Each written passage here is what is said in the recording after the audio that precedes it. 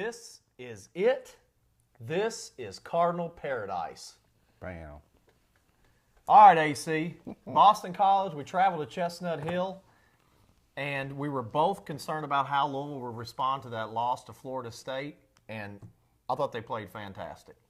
Well, I thought they started real slow. They did start slow. Scared the heck out of me at first. But, 13-3. You know, as we got going, I just knew Boston College would just run it down our throat. But our defense is a lot better than I give them credit for. So it took them a while to wake up, and it kind of seemed like they were sleepwalking at first. And I don't know if it was the cold weather or what it was. It was a Friday night game, so it took them a little bit slower to get going. But once they did, they looked good. I thought they really showed a lot in that game because, again, I was concerned about how they would respond to Florida State, but they responded great. We doubled them up on the scoreboard, 38-19. We finished on a 35-6 run, and that was what was really impressive. You're right, the defense stepped up. Yeah, a little shaky early, 13-3 Boston College. I was like, oh, no, you and I were texting back and forth. It's like, oh, man, come on, guys. They got it together, and, of course, we forced 4 turnovers. Yeah. Gerard Holloman picks off 3 now, gives him 13 for the year, leads NCAAs. That's ridiculous. He's incredible. He really is. Absolutely incredible. And I thought quarterback play was a lot better this game. Our quarterbacks managed the game. Sorry, Will got injured, but I think we're in capable hands as long as they put Reggie in positions to be effective, call plays to his strengths, and I think we'll be okay. Well, we've talked. I've always been a little bit nervous about the way that Reggie doesn't check off his primary receiver, but I will tell you the pass that he made to Devontae Parker, we threw it over that defender and dropped the biscuit right in Devontae's basket. Beautiful. Yeah. Devontae backed in the end zone for a touchdown. I mean, that was a great throw, Yeah. and he ran the ball well. And that little wasn't play action, but a little naked bootleg where he ran around the weak side there. He could have thrown the ball to Eli Rogers for a touchdown, but he held on to it, ran in for about a 40-yard touchdown. One of the best things that he did was he was decisive. I thought in the Clemson game he did a lot of hesitating, and he wasn't decisive about what he was going to do.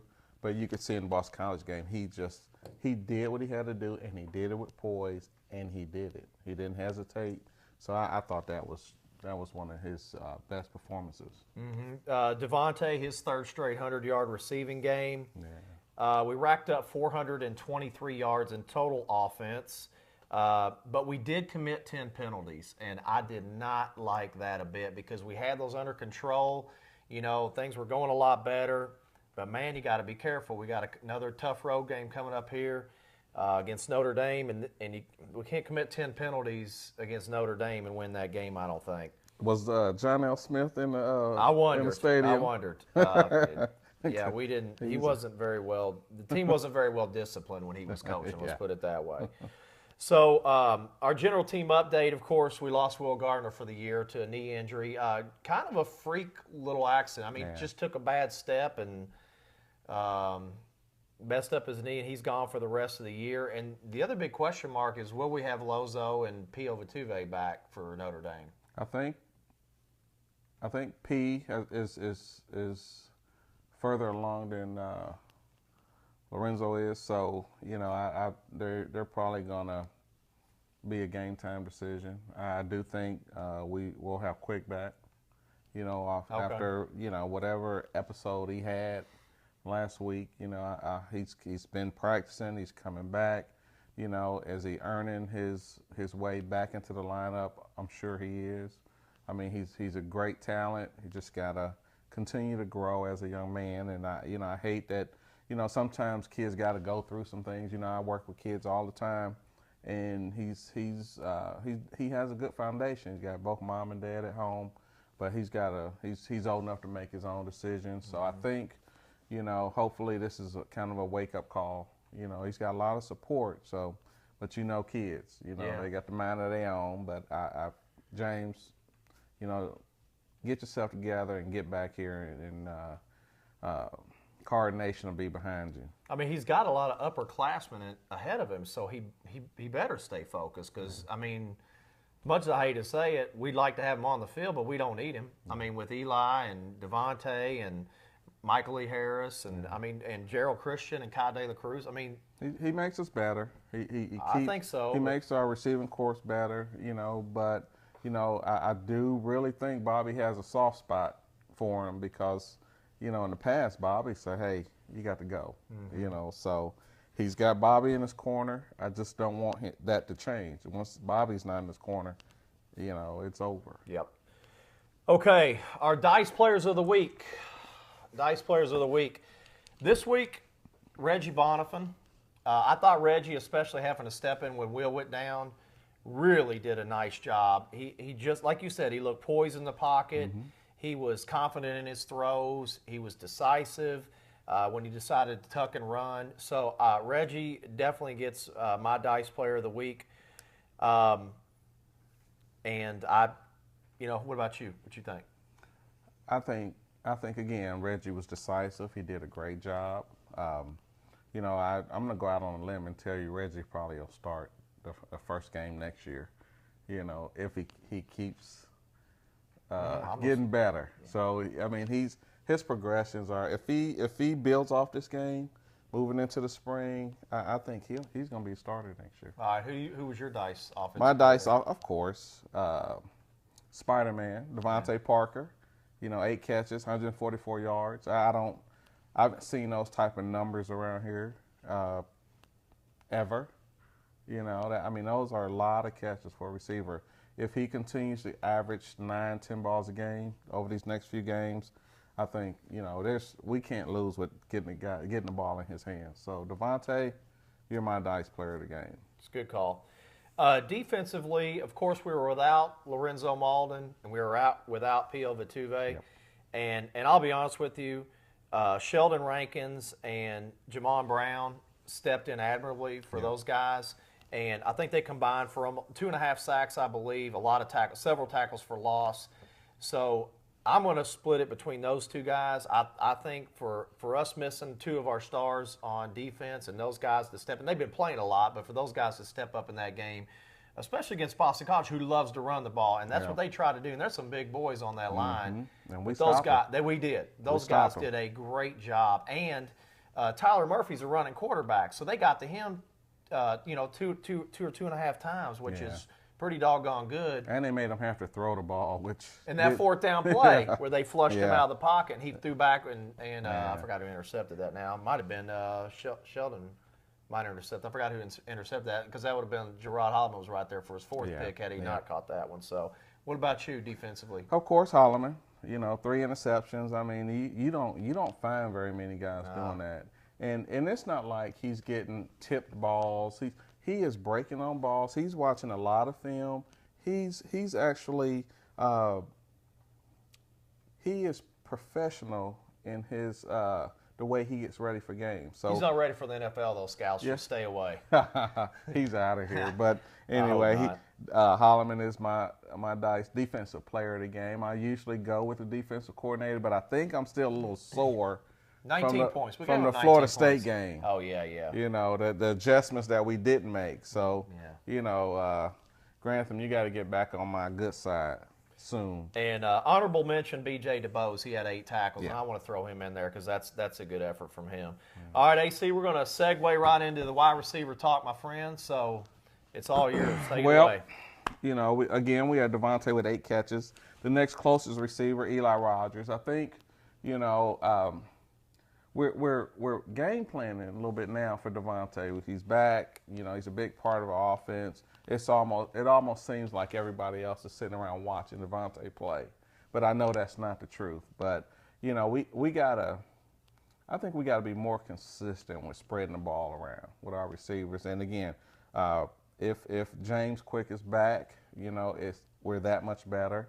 I know he's had a lot of difficulties catching punts and whatever. So, I think Eli's taking that over. And we got some more guys that can get back there and catch the punts. I think you should just let James kind of focus on running routes, doing the things that he needs to do. And I know they're a big believer in having all those guys on special teams. It scares the heck out of me to have Quick and all those other guys on special teams where they can actually get hurt. But, it hasn't happened yet. But anyway, I think our receivers we need to, again, spread the ball around. Coming up against Notre Dame, we need to get some of the guys that are not big producers. We need to get them producing, and we need to throw the ball to our tight end a little bit more. We're not throwing the ball to the tight end. Gerald, one catch. And that's just, I don't see any other team in the country, top teams, that are not utilizing their tight ends.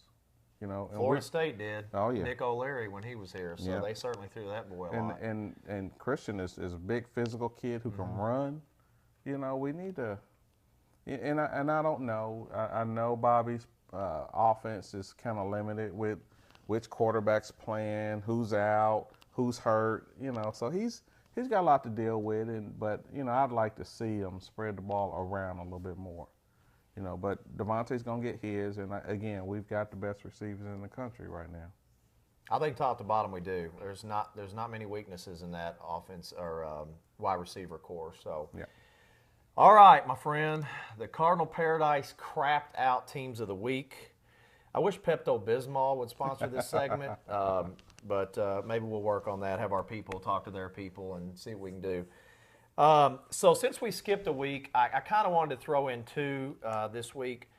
Auburn, definitely, playing at home, moved up to number 3 in the polls, got Texas A&M coming in, thinking, hey, Texas A&M, I didn't think they'd do anything. Texas A&M comes into Auburn, 41-38, they beat them. I don't know what those guys are thinking. And then they follow that up with another loss last week. So 2 in a row that Auburn's lost to Georgia. And then Arizona State has got a real chance to represent the Pac-12 along with the Oregon Ducks. And they go to Oregon State with a losing record and lose straight up 35-27. So Auburn and Arizona State, a couple teams that for me that crapped out. I think I've only got one team that crapped out, and we're going to play them this weekend. So let's hope they still get a chance to crap out this week. Notre Dame loses to Northwestern. Yeah, Notre Dame's lost 2 in a row. And they're giving up a lot of points. Notre Dame's giving up a lot of points, and I hope that trend continues this week. So, and I think they're a little bit, the way they're answering questions in the media up at Notre Dame, and it's just, kind of things look like they're kind of falling apart a little bit, and they don't know where to get the answers from. So, hopefully, but Notre Dame is my crapped out team. Well, I tweeted at jpmortgageky.com if you want to follow me that Gerard Holloman's already intercepted Everett Golson. We haven't even started playing the game, but I think you probably write that down. I think Gerard will probably pick Everett. He does have a tendency to throw picks. Yeah. So we'll see what happens on Saturday. We're going to get to that game. All right, AC, we're going to go with our Paradise picks of the week. That's where AC and I are going to pick 2 games against the spread. Last episode that we taped beforehand, we had Alabama and LSU. I took LSU. AC picked Alabama to win by 14. They won by 7. AC 1-0. Then I had Oklahoma and Baylor. I'm thinking Oklahoma had enough firepower to stand with Baylor. He said it wouldn't be close. It wasn't close. Baylor won by like 30. So AC 2-0 last week. I took a goose egg for 0-2. This week I promised to bounce back. We're going to go back out to the Pac-12. We're not going to take Oregon like I like to take the Ducks. He stays in but the Pac-12. But the USC Trojans are traveling to LA to play UCLA. UCLA is favored by 3.5. USC's ranked 19. UCLA's number 9. UCLA 3.5 points. I don't know about UCLA. I'm having a hard time with those guys because they seem to be hit and miss every week. I don't know that they can stop Aguilar, so I'm going to go with USC to cover, and they might even win. But I'll take USC in the 3.5 points. Well, it's getting later in the season. Mm-hmm. Normally the better teams rise to the top, and they're more consistent, which I don't think UCLA. Sort of like my picks. Yeah. I think you get a little tired late in the season. I might be. But I'm going to go with UCLA. They're playing a quality opponent. They're playing quality football, and they've been the little brother for a while, so they got to beat up on somebody, and they got to beat up on USC. So I think UCLA gets this one. I don't have a whole lot of distance in my breeding, so I'm more short-term sprint type guy. So the next game, we're still going to stay out west, and I'm not really sure why I picked 2 Pac-12 matchups, but they're all ranked teams against each other. Arizona at Utah. Now, I said quickly that the Ducks better be careful of Utah. They were playing at Utah 2 weeks ago. The Ducks blew them out. They blew them out. Arizona comes to Utah this week, and I think Utah's favored by 3. Arizona really needs this game. Really needs this game. But I think Utah's going to win this game too. And I think they'll cover. It's Utah -3, and I think Utah will win by 3 or more. My prediction is JP will go 0-2 again this week because Arizona is going to put it on Utah. Utah can hit, but Arizona's going to spread that ball out, throw it around a little bit. It's going to be quite a game. All right, we'll see. We'll see. And actually, AC did hit the easy button on the Baylor-Oklahoma game, and that was dead on. Man. So, all right, what do we got there, my friend? Well, got Minnesota and Nebraska. All right, I'm going to take I tell you what, Jerry Kill has done a great job with Minnesota. And they're playing at Nebraska. I think it's going to be close, but I'll take Nebraska because they're playing at home. That was one of the best things you just said. Is Nebraska. Nebraska will handle Minnesota pretty good at home. They're hot. They're rolling. Nebraska's got a great run game. Amir Abdullah. Yeah, I'm not sure he's totally healthy, Yeah. but he's good when he is. Yeah, it's just they're home, so Yeah. that's all we got to say. All right. Nebraska. Yeah, we're both on Nebraska. All right, Ole Miss, Arkansas. Ole Miss has got to get back on track here a little bit. And then Arkansas shut out LSU this past week, which was really impressive. And that's Arkansas. 17-0. Really good win by Arkansas over LSU, and especially to shut them out, although LSU's offense is not that great.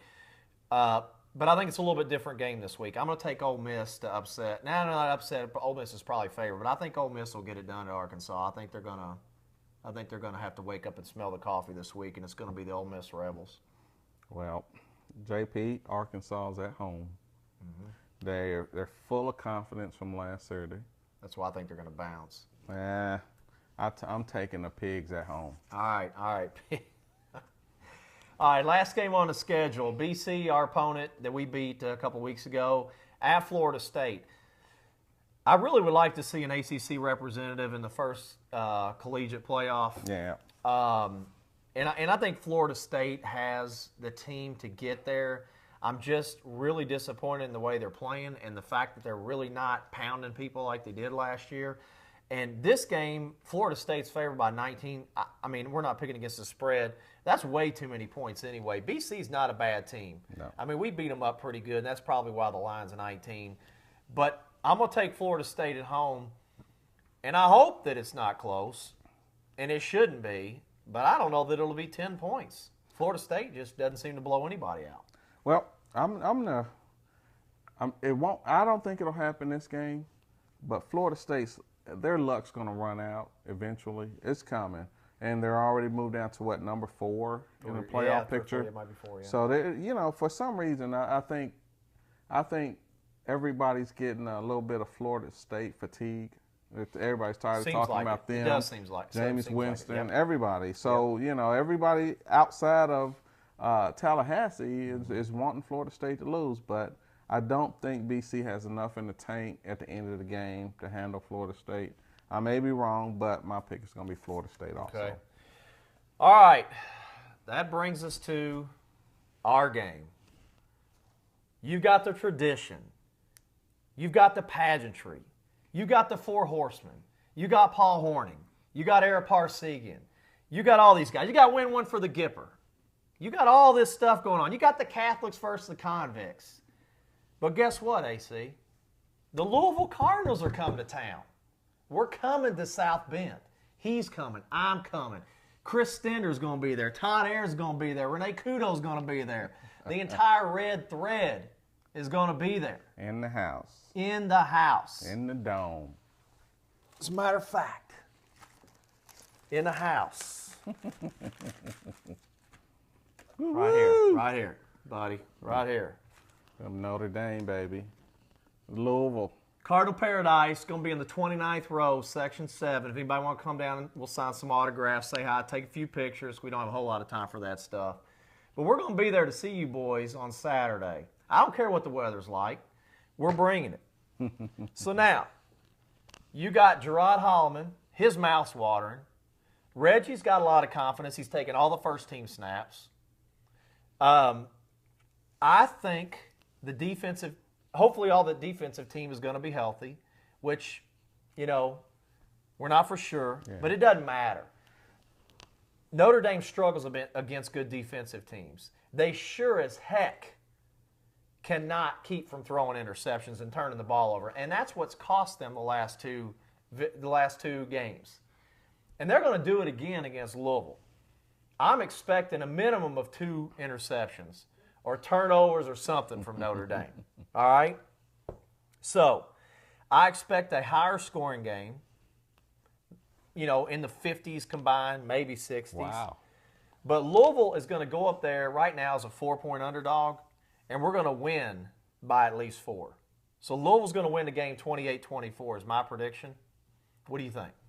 Well, I think we're going to, all that tradition, all that, the 4 horsemen and Paul Hornung and all that, the Golden Dome. 11 national championships or whatever they got. Touchdown I don't know. Jesus. Yeah. Looking forward to seeing all that stuff, by the way. And I'm Catholic, so. None of them are going to take a snap on Saturday. That's right. No, they're not. No. And Notre Dame's team this year is far from those teams of the past. So I think we will win the game. I think it'll be a low-scoring game. I'm going to say Louisville wins 21-9. 21-9. I just think we limit them. I don't think they've seen a defense like ours this year, and I don't care. I know they played Florida State. It wasn't Louisville's defense. If we could put that defense on the field for the whole game, it won't be close. All right. Well, that's it from here. And South Bend, here we come. I'm JP. And I'm AC. This is Cardinal Pairadice. And that's how we roll.